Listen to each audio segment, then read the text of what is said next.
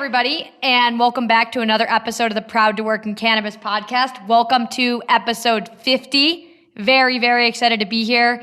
It's a known fact that most podcasters give up before episode 50, and of course, we were not going to do that here. And so I went to Twitter and said, who should we have on for episode 50? And of course, the one and only Kyle Sherman, founder and CEO of Flowhub, was nominated over and over and over again.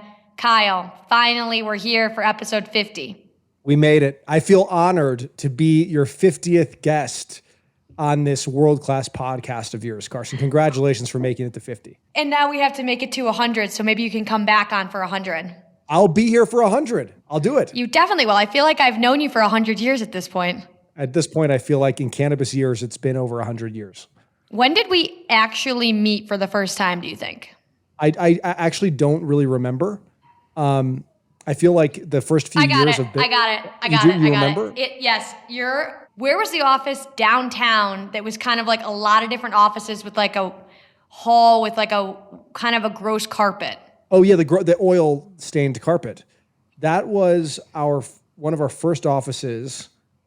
That was the Sims building on Champa on 16th Street, downtown Denver. Yes. So you were there. You came to visit us in that was the oil stained office. That was our second office there in that building. I remember in the early days being in our small little office, looking down the hallway they were all really kind of crappy offices back then, right? But I was looking down the hallway at this other office. And I was like, one day we're going to move into that vacant suite. And I remember seeing the oil stained carpet and I was like, we could put another carpet over that carpet, a little area rug from IKEA, no problem. But that became such a joke in that office. And like, it just got dirtier and dirtier. Like after we had moved in there, that oil stain, like attracted more dirt. It was so gross. Yeah. I can't believe I remember that oil stain. But so wait, what year would that have been then? So that must've been like 2016 maybe. Mm-hmm. Yeah. So Jordan Smith, who was our first hire, myself and Kendall, I don't know if you remember Kendall Keller, all three of us came and you hired us to help you find sales roles. And at the time we were in, the WeWork on Platt Street, right next to Baker with Joel and everybody. And so we came over, you told us who, you wanted to hire, and we went back and we started filling sales roles for you. So I'm pretty sure that was the first time we met. We came in to pitch you. That's a good memory. I really like it. There's so much happened back in those days. We were very early, Carson, if you think about it. I got into the space in early 2014, started Flowhub in early 2015. And that was like 2016. So we were like, that was like very early cannabis. There was like one legal market, that was Colorado, I think at that time, right? Washington maybe had just legalized too. Wow. What memories. Wow. Well, back up for people that don't know, how did you decide to start Flowhub in 2014 and officially launch in 15? Yeah, it's a really good question. I was living in LA for almost a decade. In fact, I did some podcasting myself, Carson, back in the day. But I watched. Did you make it to episode 50? I probably was 500-600 episodes. Shoot, I got a ways to go. So we did this every day. I mean, it was a full for years a thing. We had a lot of different shows. Anyway, let's talk about cannabis. But I was in LA and I watched cannabis boom out there, and I really couldn't believe seeing that industry scale. And at one point out there, I was prescribed antidepressant medications, some pharmaceuticals, also some anti-anxiety meds, benzodiazepines, if you've ever heard of them. Xanax and Klonopin are these benzodiazepines. SSRIs were the antidepressants. And I realized after about a year and a half of being on these meds, I shouldn't have been on them, right? Like they did not work for me at all. I felt like a completely different person, lost my entrepreneurial drive, felt very just different and actually like more depressed being on these medications than off of them. And I ended up discovering cannabis, high CBD cannabis, particularly Harlequin was the strain. So I got my recommendation out there, fell in love with cannabis as a medicine. I was able to use cannabis to get off of everything. All those pharmaceuticals. It took about a year. It's very painful to get off of pharmaceuticals, by the way. I always say a prescription is like a subscription. It's the best recurring revenue business. You get on those things, it's so hard to get off. Anyway, fell in love with cannabis, moved to Colorado because I wanted to be at ground zero for the future of cannabis, which was obviously going to be adult use. And adult use at the time came with a bunch of regulatory rules and structures that I wanted to figure out how to solve problems around. because my bet back then was, and this was like 2013, was that if we had moved to Colorado and we figured out how that worked, we could help legalize cannabis by building some sort of, regulatory aid for businesses. Well, I wasn't really sure if it was going to be software or what, but ended up moving to Denver. On day one, I recognized a guy named Trip Kieber. Yep. Literally, like I'd done all this research, so I ran up to him. I mean, literally, we got into Denver, got out of the car. My wife was pregnant with our first daughter, and her due date was 420, by the way, which was crazy. And so she was actually born on 420? She actually was born like at midnight, 420. And so her birth certificate's 421. And then my son was born many years later, 419. How weird is this? That's crazy. So anyway, so like my wife is like running up the street with me, like holding her belly, and she's like 8 months pregnant at this point, or 7 months pregnant. Like it was just like later on, right in the pregnancy, and we're like rushing up the street. I'm like, Trip, and he's like, what? How do you know who I am? And so I ended up asking Trip if I could work for him. I was like, I'll work for free for you. I want to understand how Dixie Elixirs works. They were the first big edibles company. So he invited me into Dixie Elixirs. I did marketing for them, learned how they worked. I met Justin, the founder and CEO of Weed Maps at the time, ended up doing some marketing work for them.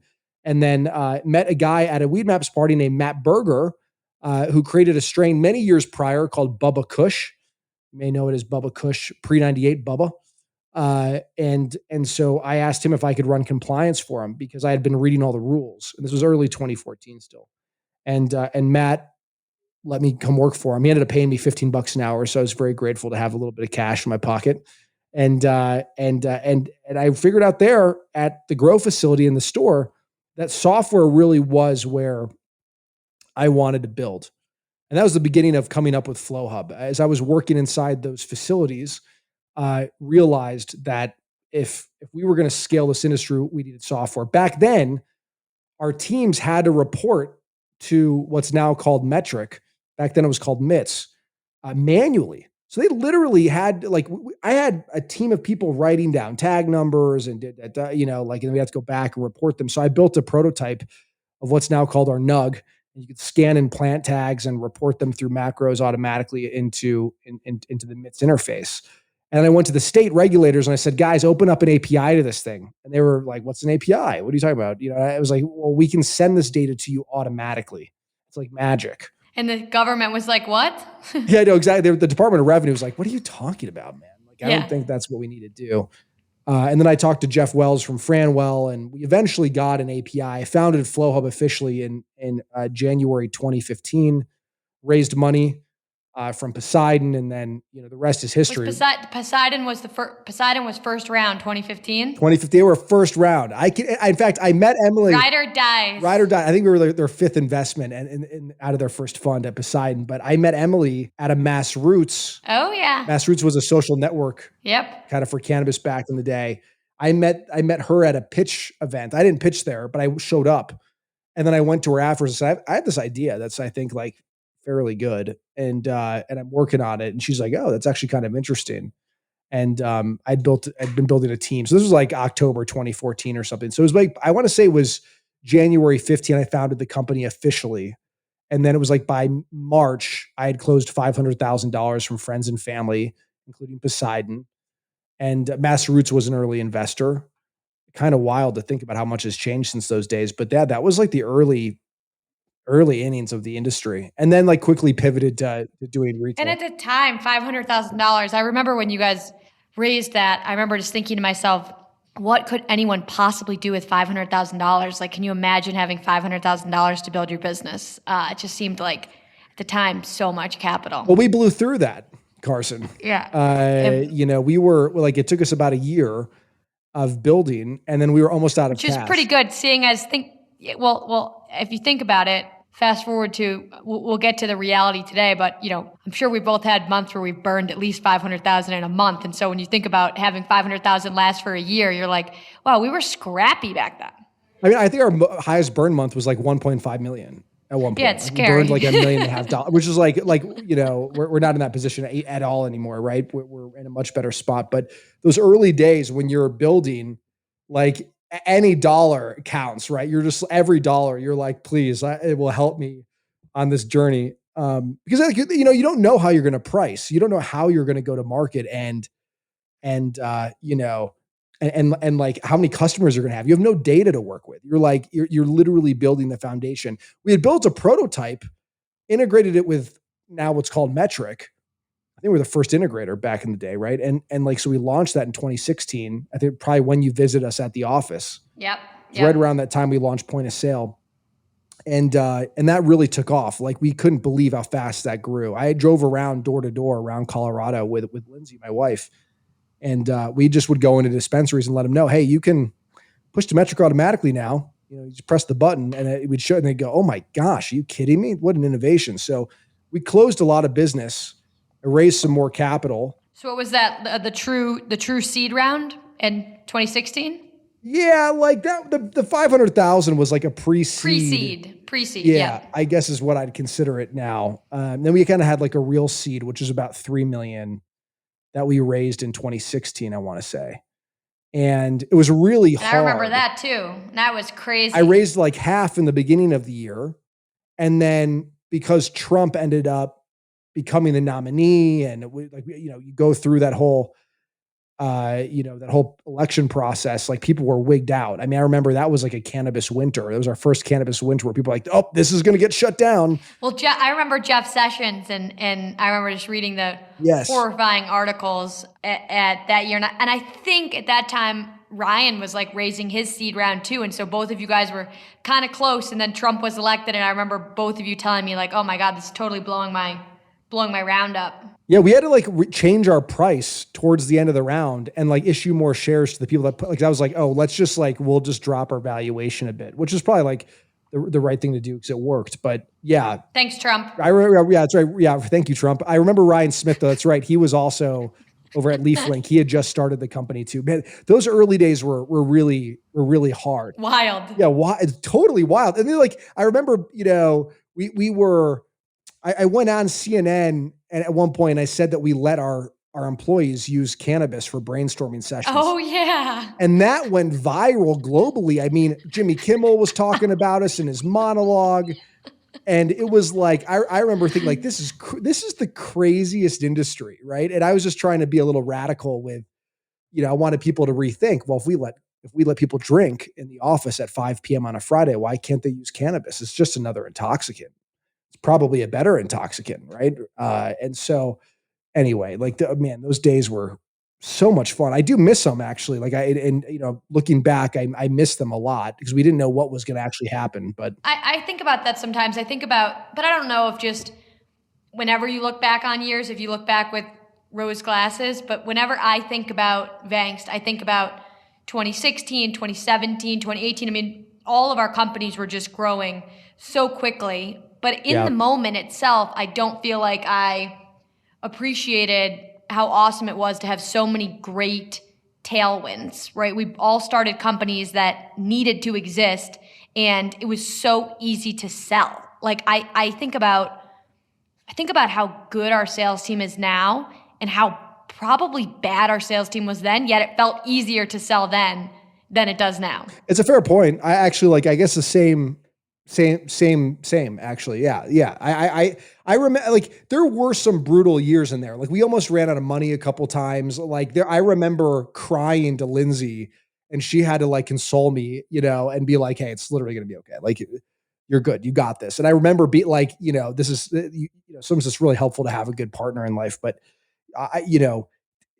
boy, those were some rough years, Carson, thinking back actually at like some of the downs, right? It was like, talk about, that chart you see where it's like success looks like it's just a straight line up to the right. But those years, I mean. Right. But behind the scenes, it was like absolute struggle. I mean, walking through mucky, deep quicksand and like just trying to make things happen. And, there were great things happening at the same time, but like, investors have always struggled in this space. I almost raised a bunch of money one year and it all fell apart in the 11th hour and we like almost ran out of money. Like it was. I remember one time so we were way behind you guys on raising money. We never raised until 2018. And so in 2017, we didn't have an AR person. And so revenue started picking up. And so we started hiring some people, but we did not have a good collections process. And so our bills and our payroll was adding up. And in theory, we could afford it, but we weren't collecting. And so I was like, saw that in 2 weeks, there was no way we were going to be able to make payroll. And at this time, I was like 23 or 24, didn't have a house, didn't have a car, didn't have any of my own money. And I remember literally opening up credit cards, and most of the limits were $10,000, $15,000, and taking out a cash advance to get to like 30 grand to make payroll. And just like that is some Wild West. That is so, like, I feel like that is like cannabis 2017 in a nutshell. And of course, I had to open the credit cards in my personal name because you probably couldn't even get a credit card. And these were like some sketchy Discovery card things, you know what I mean? It's so funny to think back to those days. I mean, that's such a ballsy move. It's such a founder move. You like have to do what it takes. And it's like you're living right on the edge, the precipice of death all the time, right? If things just don't go right or you don't make it happen, here's what I learned though in those years is that like as a founder, you can kind of just make magic happen as long as you're super focused on success and you're like, I will find a way around this barrier. There's always a way. You just kind of have to have the energy to solve the problem. And if you have a lot on the line, you're just going to solve the problem. It's like, I remember when we almost ran out of cash, couldn't make payroll. It was like, we lost this round of financing. We like couldn't get that. And by Monday, we couldn't make payroll. And it was like towards the end of the week. And I had to call some friends and rally some loans. And I was like, I promise you, I'll pay you back. I mean, of course, at the time, I had no idea how I was going to pay them back. But I was like, I will just find a way to do it. We're growing. We've got revenue. Maybe we were at a, 2 million in revenue, annual revenue back then or something. So it wasn't a lot, but it wasn't zero. And we like ended up raising it was like a $23 million round or something like a month and a half later, 2 months later. I don't even know how. Paid them all back. Paid them all back, did it, and kept on going. And what do you think?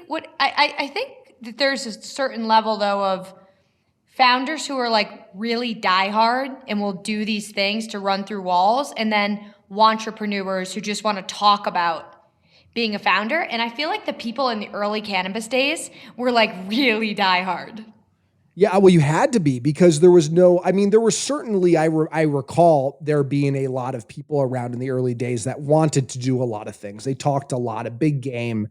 And of course, there was no merit to kind of the business that they were trying to start or talk about, But there were, you're spot on. There were so many entrepreneurs in those early days that were just willing to break down every barrier in the way.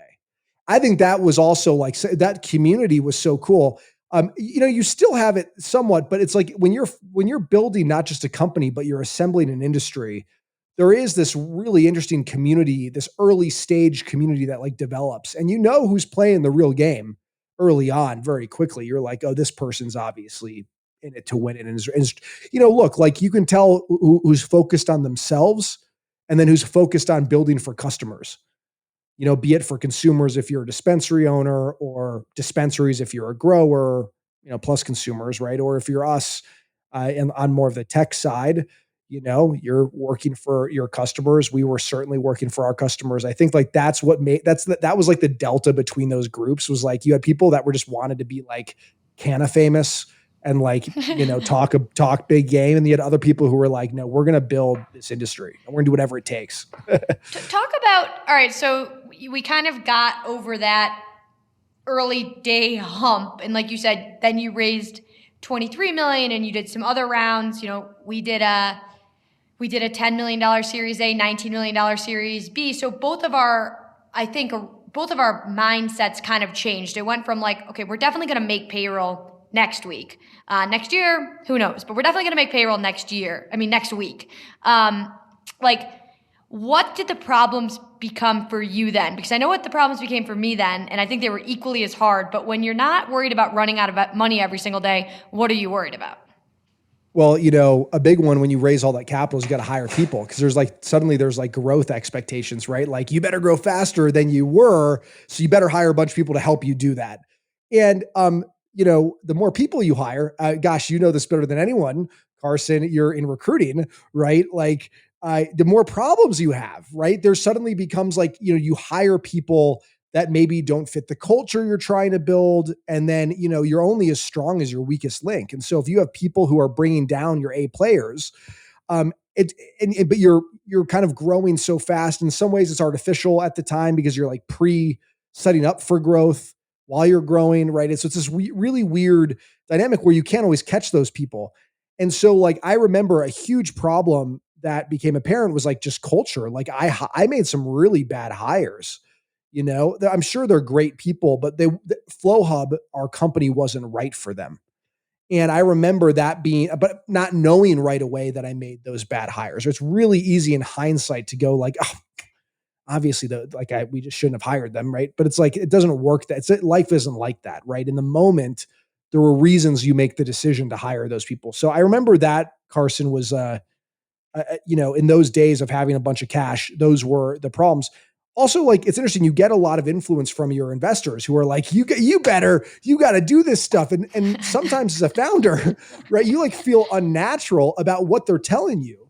But as a young founder, right, at the time I was probably like 20, I started the company, I was 26, started thinking about it when I was 25, right? So like, I was still pretty young and not that experienced in life generally, right? So you listen to them. You go like, okay, yeah, I guess we should hire like a ton of people. That's a great idea, even though like your gut might be telling you otherwise. And so you like go like, I remember those a couple of years there, I was like going against my gut in different areas.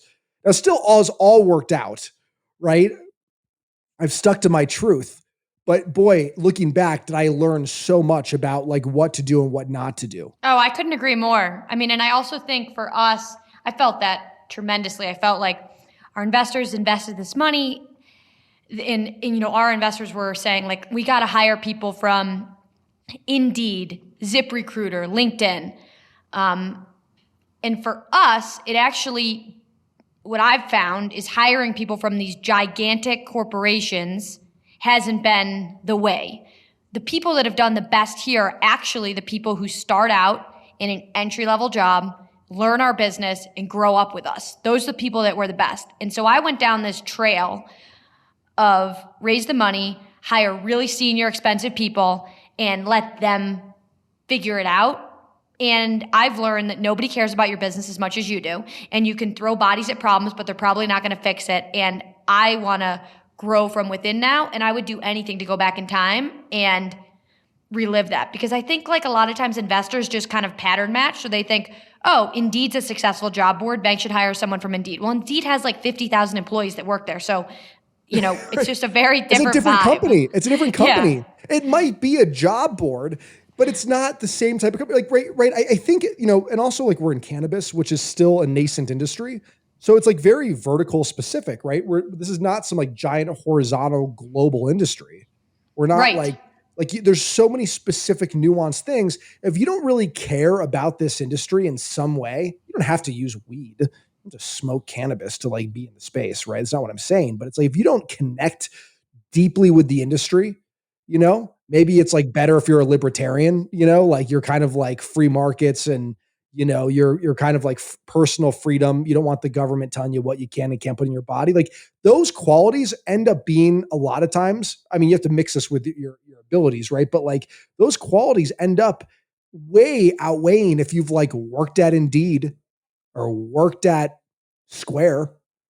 I mean, it's great, but like it doesn't necessarily like work in this industry and in our size of business. Totally. I heard a good thing the other day that was like, it would be like two parents talking and them saying, we just did this thing for our 2-year-old and it worked great. So you should do this thing for your 2-year-old and it will work great. It's like trying to have a different parent give you advice on parenting. Nobody knows your kid better than you do, right? Just because it worked for one kid and they're still kids. And they're still kids. They're all kids. So it sounds like we had the same experience on that of raising money, taking advice from investors probably too. Like it was the Bible. And I think we're both people pleasers. And so we obviously wanted to do right by our investors and take their advice. But at the end of the day, I actually think that now it's like I like to absorb all the information and try to figure out what I think will work best for banks. Anything else that you just when you look back on the craze of, I guess, 2020, 2021, and that we'll get into 2022 that you wish you could have done differently or lessons you learned? Yeah. Look, I miss being in an office, right? In February 2020, I made the call. I remember talking to Lindsay. We had this awesome headquarters in downtown Denver. It was probably way over what we needed. There was no oil stains on the carpet there. It was gorgeous. It was Slack's old headquarters. I mean, we had Flowhub propaganda down the street. There was right by Coors Field where they play baseball. It was right across the street from Union Station. So the hottest part of downtown Denver, made recruiting easier. It was just a great spot. We had our own built-in coffee shop. I mean, this place was so cool. It was such it was great. It was such a VC-backed tech company spot. Unnecessary in the grand scheme of things, but it was great. It was really great morale booster. Anyway, the point is, during that time, we were at this office for probably less than a year, and then COVID happens.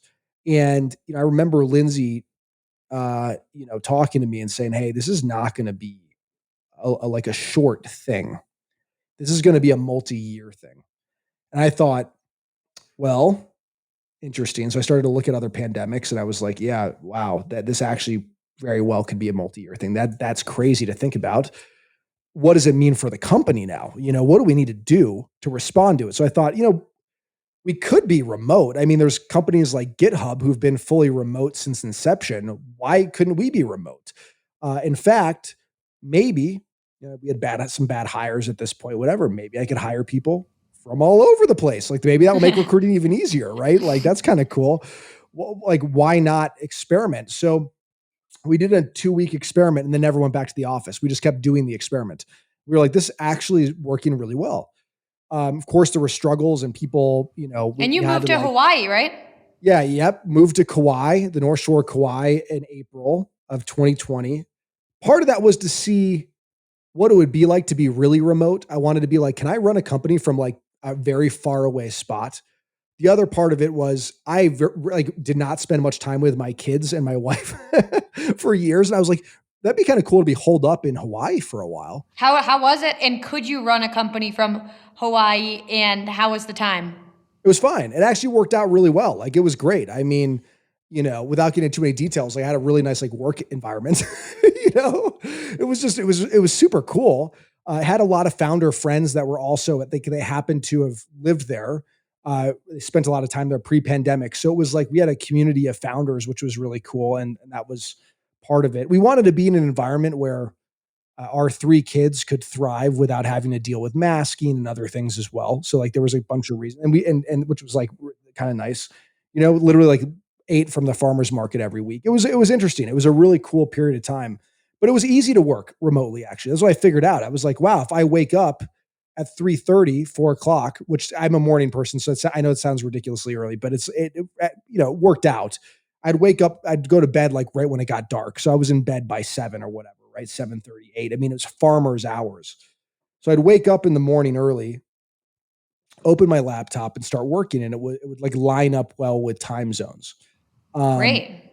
I would say like after a year, a little more than a year, I wanted to travel to see customers again. I think that was the hardest part is like, I missed getting into the dispensaries.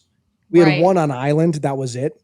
So like, I wanted to go like see customers at scale. I wanted to go meet with the owner of XYZ dispensary in Michigan or go to California, go to Massachusetts, and couldn't do that easily from Kauai. So we ultimately moved back. So you came back. Okay. Came back after a year and a few months or whatever, right?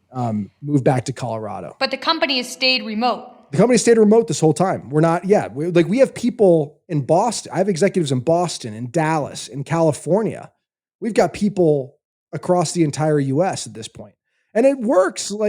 It works. We had a meeting yesterday here in Colorado with a bunch of execs who flew in. We'll be in Dallas next week. We'll be in Winter Park the week after. And so we see people, in person with relative frequency. Teams get together in different regions. And so it's working. I personally miss being in the office as a founder, Carson. That's like what I mean. I couldn't do it. I could not do it. I think some companies it works for and some doesn't. It was not working for us. And so we're back in Denver and I've actually made it pretty clear.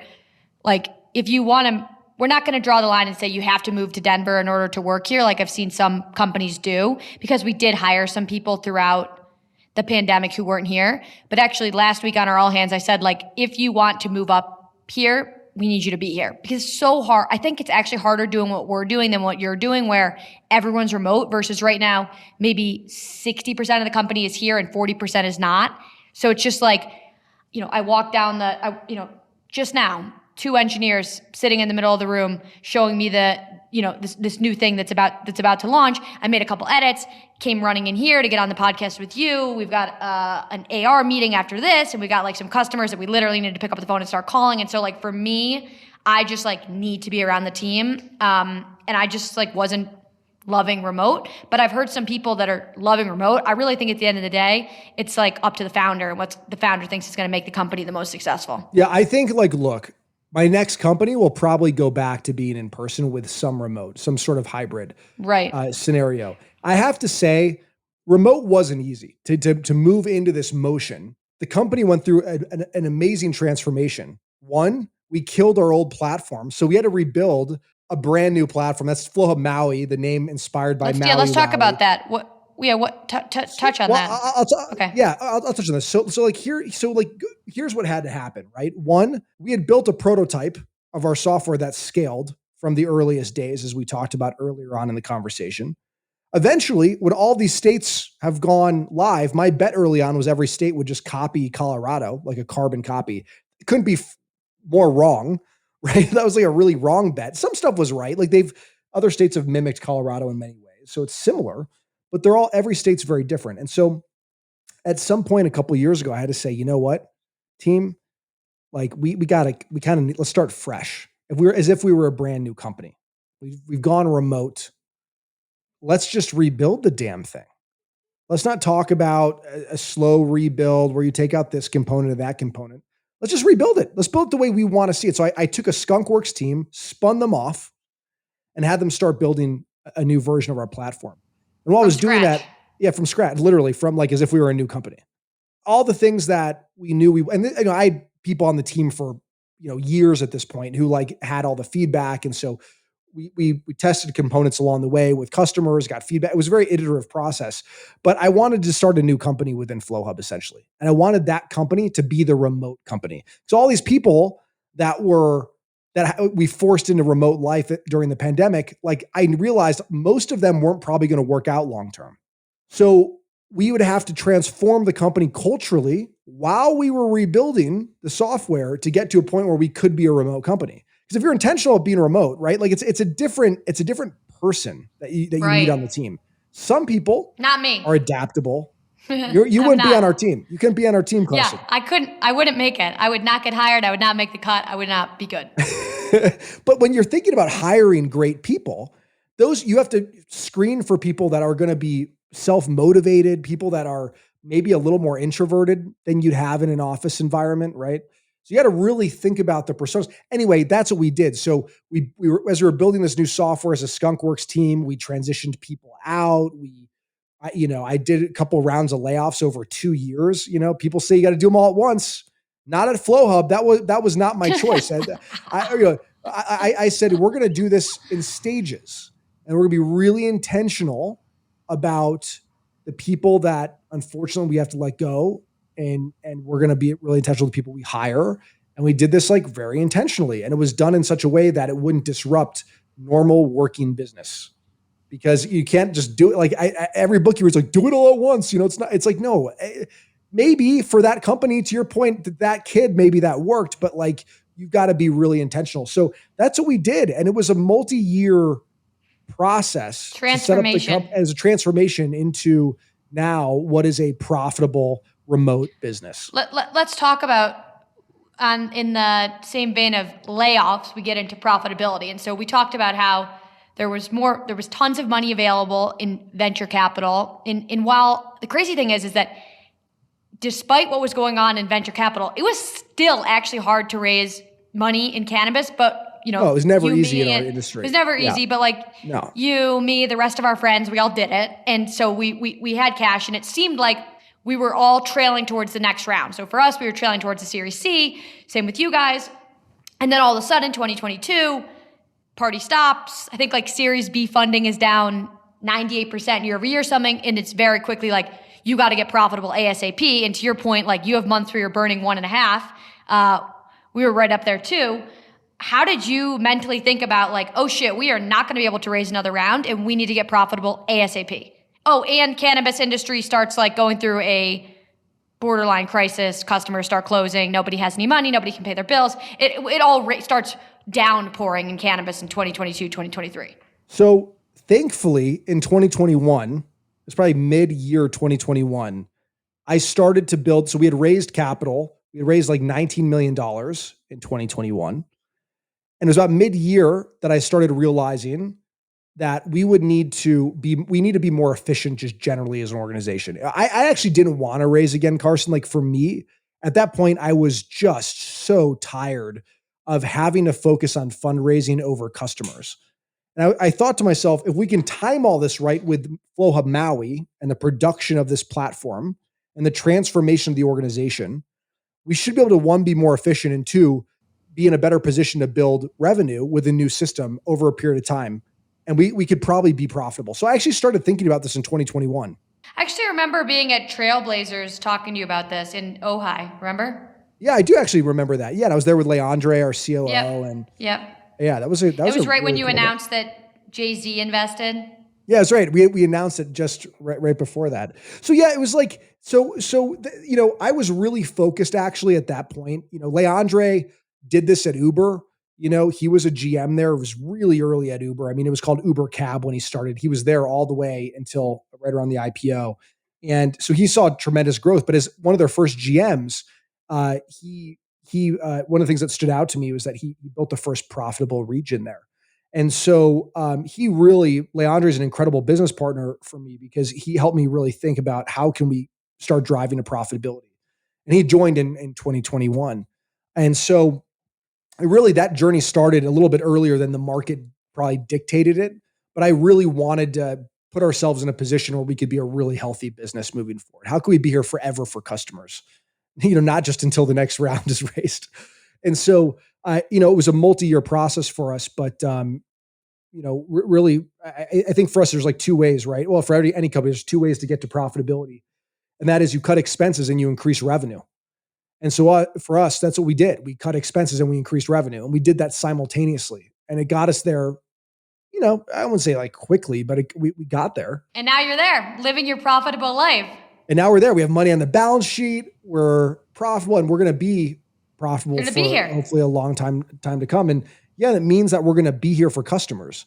That means that like we can play a very long-term game. For years, I've been preaching, playing what's called an infinite game. There's a great book by James Carse called Finite and Infinite Games that was written in the late 80s. And then Simon Sinek or something like that. You know what I'm talking about? He wrote a book called The Infinite Game. Yeah, same guy that wrote Leaders Eat Last, yeah. Yeah, the why or whatever. Anyway, that guy wrote a follow-up to James Carse's book. It's called The Infinite Game.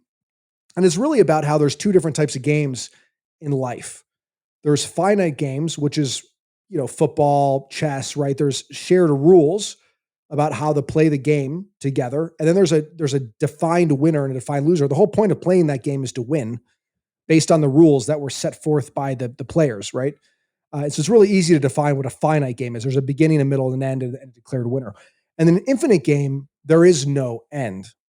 In fact, there's no real like beginning really, right? It just kind of is. An infinite game goes on forever. And so the rules are different. You don't win an infinite game. You just are in it.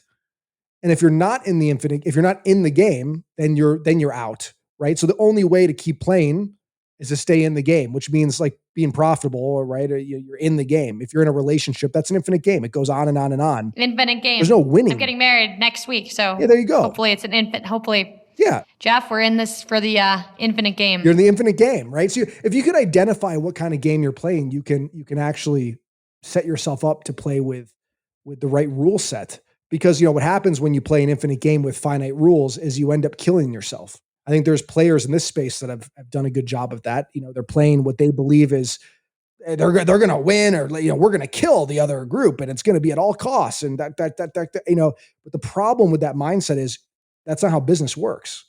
business goes on and on. The problem of today is not going to be the problem of tomorrow, right? And so you can play an infinite game or you can play a finite game. You got to know what game you're playing. But the point is, we're now going to be here for a long time. And that to me is a very proud thing because it means we can continue to serve customers for a long time to come. We have to like sweat that we're going to go out of business because we can't make payroll next week. Oh, it's awesome. And you can, I think this crazy thing about VC is that the VCs are pretty fickle. So one day they want you to have this metric and the other another. So when you're trying to think about, okay, what metrics do we need to reach to raise the next round?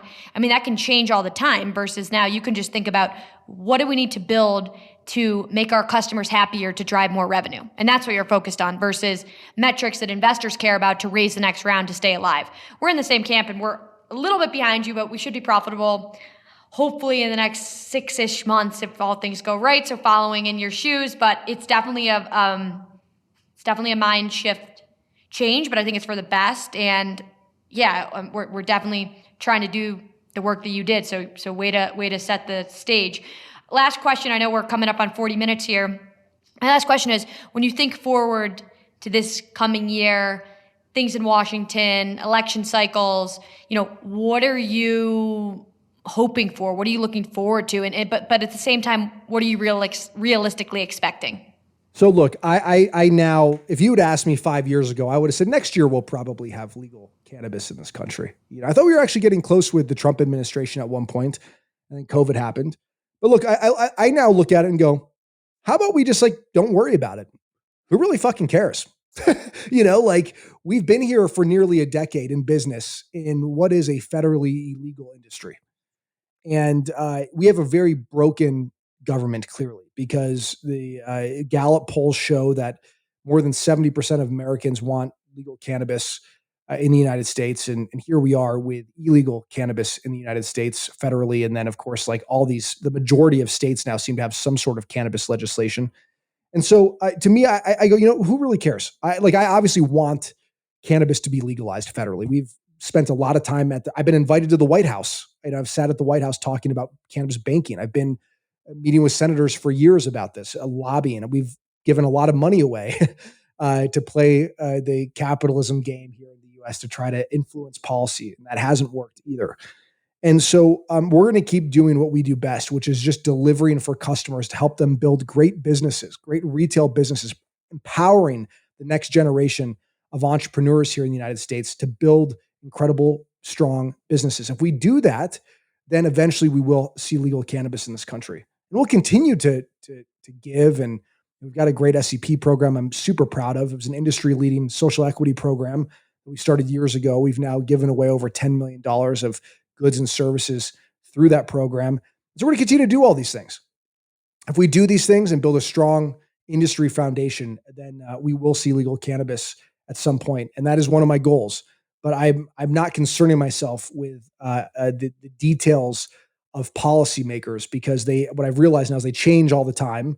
You could donate money to one and then they're the lame duck, and then they're gone, and then you got to do it all over again. And absolutely, I want to invest that money in our customers and our business rather than into this broken machine. And I think building to your point, building the business, assuming that something isn't going to happen on the federal level, and when it does, it's just icing on the cake. It's gravy for all of us. That's right. It's great. I mean, it's gravy for all these entrepreneurs. I think the way I think about it is, Flowhub is a representative of a lot of small business in the United States. We have some really big businesses who use our platform as well, but I oftentimes think about Flowhub as being a representative for a lot of voices that are might not be heard at the federal level. And when this day comes, when 280E ends, when the federal government says, "Hey, you can take an SBA loan to help your small business grow," and as a cannabis entrepreneur, that will be the day that I'm just so happy for all these small business owners because they deserve to be able to. It's tough for them. They deserve it. And they need those resources and those opportunities. And it's a failure of our federal government that they don't today. So it's very bad. I mean, it's very broken. But we're going to keep doing what we can in the meantime to help them out. But it's just I cannot wait to see their faces when cannabis is legalized at the federal level. Well, it's going to be there, and we'll be there for that day. So Kyle, I was just thinking about how many good memories we have over the years. So I really appreciate our friendship and love that we can just pick up the phone and call each other. I mean, Kyle and I have called each other at very crazy hours and times and stressful situations, whether it be with team members, customers, investors. So I really appreciate your friendship. You got it. I appreciate yours, Carson. And thanks for having me on number 50. I'll be here for 100. If you want me on for 100, I'll be here. Number 50, 100%. Episode 100, Kyle Sherman will be back. Kyle, if people want to follow you, how do people follow you? I've got a Twitter. So twitter.com/Kyle Sherman. I thought it was called X. Oh, whatever. X.com/Kyle Sherman. I don't know anymore. I'm such a dad now. I don't know what's going on. I'm on Instagram if you want to follow pictures of me and my family and our journeys. Kyle Sherman 22. It's a good Instagram account. I love following. Well, Kyle Sherman on social media, LinkedIn, flowhub.com. Thanks for joining, Kyle. Thanks for having me on, Carson. I appreciate it.